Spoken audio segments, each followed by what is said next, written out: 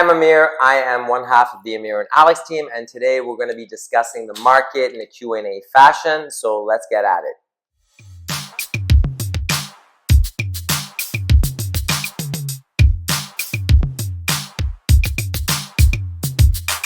All right, Amir, how are we feeling today?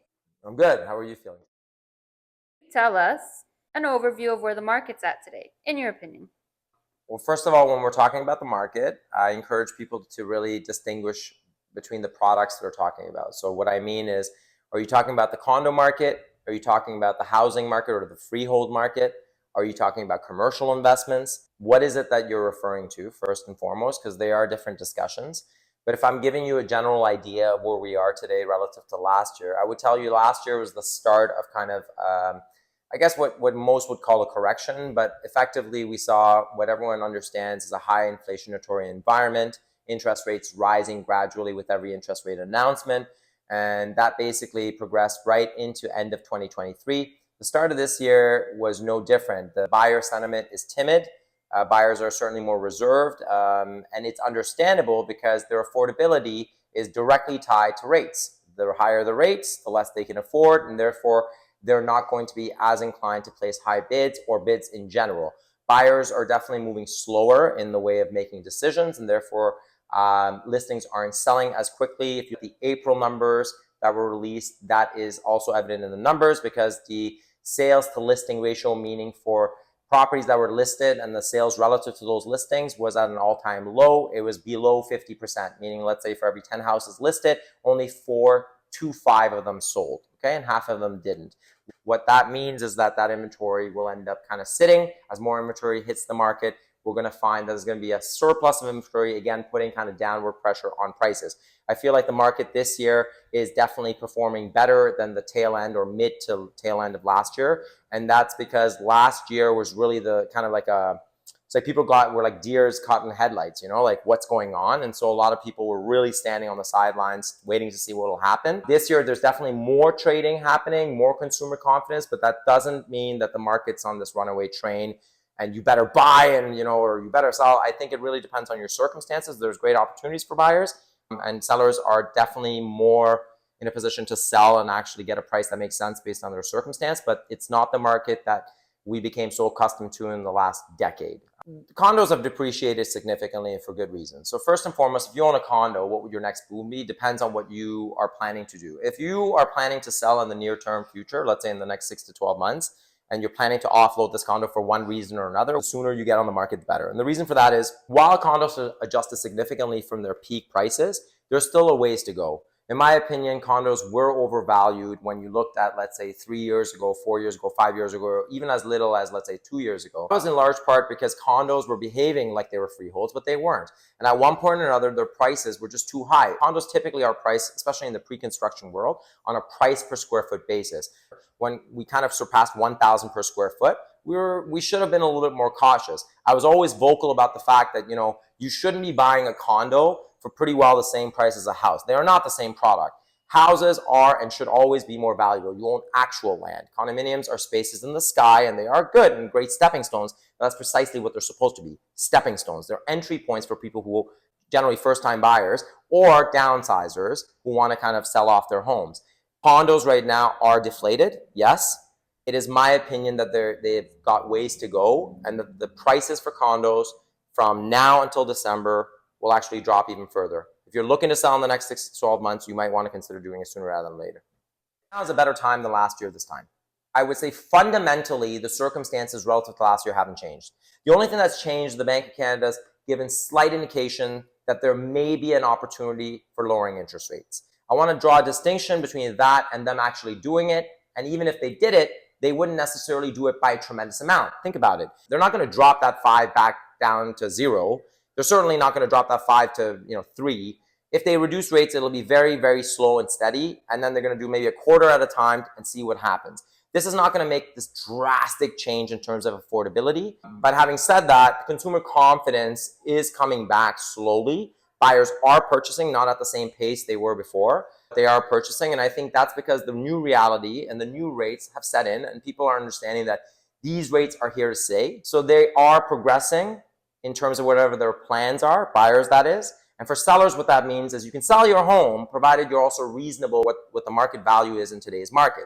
Again, better than what you would have gotten last year, but not 3-4 year ago prices, as those were inflated prices. If you're a seller looking to sell, just call your realtor, call us. We're happy to do an evaluation and then discuss your plans. You're in a better position now than you were last year, but don't count on waiting 6 months and all of a sudden you'll see 30% appreciation. I don't believe that's going to happen. I see more slow and steady kind of teeter-totter growth across the market, luxury market included. To buyers, if in a year's time you're looking to get into the freehold market, you're going to find some incremental gain on today's price. I would venture to say that if I'm shooting a video a year from now, May over May, like year over year in 2025, I'm unlikely to find a double-digit growth.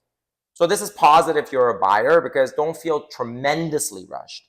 With that in mind, there may be a 5% or so growth depending on the pocket. Certain pockets just kind of hold value because they're in incredibly desired neighborhoods, great school districts, close to transit. And so there are only a handful of homes that come up for sale.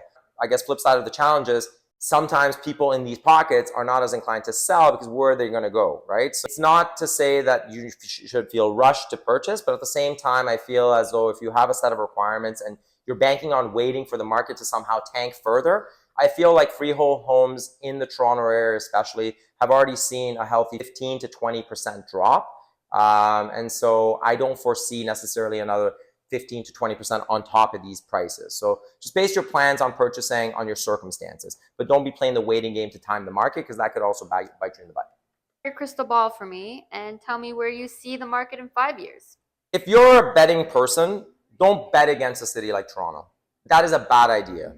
5+ years from now, certainly 10 years from now, you're not going to lose on any investment. Even if you played an inflated price on something, whatever it may be, in the long term, things will average out. In 5 years, whatever property you hold, certainly freehold, but even a condominium, you'll find that the market will eventually catch up and you'll do fine. Toronto will continue to see growth, will continue to see investment, whether it's by companies that want to invest here, whether it's people that are immigrating here. Housing is always going to basically flourish because Toronto is a thriving city. It is one of the largest cities in North America, and that is not going to change now. That is not going to change in the future. Different discussion we can have around leadership, municipally, federally, provincially, infrastructure, whether we're going in the right direction. I mean, my answer to that would be absolutely not. It's all cyclical. It's not like we're unique. I think a lot of people are talking about this like Toronto is unique in this, but these are growing pains of any large city. So at some point or another, we're going to end up in the right line, or in the right lane rather, and it's not going to be that easy to purchase. If you think now is hard, 5-10+ years, it's going to be harder. We're going to have more people. There's going to be more demand to be living in the city, and therefore it's likely that the property prices are also going to kind of emulate that, right? More demand, upward pressure on prices. So 5+ years, I see a rebound. I see things going up. That's positive. It is positive. So what about the best investment today? Again, depends on, I guess, your budget. But, if you're looking for the most deflated product or the deflated properties, condos.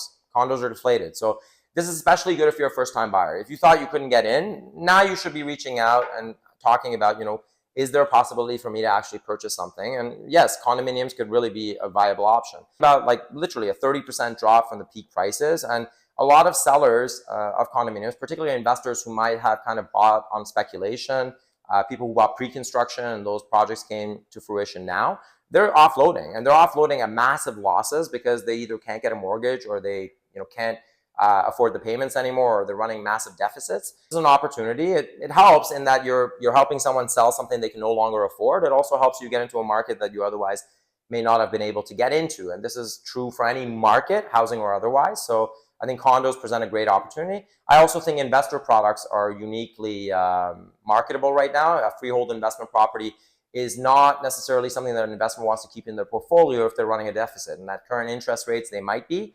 Again, so that will be reflected in their sale price. But that doesn't mean that the product or the home itself, the multiplex, is necessarily less valuable in where it is, what upside potential it offers. So I think, again, you effectively buy it for cheaper, and maybe you're running a bit of a deficit, but that's the price you pay to purchase something today for cheaper than you might purchase it for tomorrow. these are just tidbits, right? So if you have specific questions around your circumstances, please feel free to reach out. And I'd love to hear what you guys have to think about the market. Let us know in the comments and DM us if you have questions around your circumstances. I'm always happy to grab a coffee and discuss what might make sense for you. Thank you for watching. See you on the next one. Bye.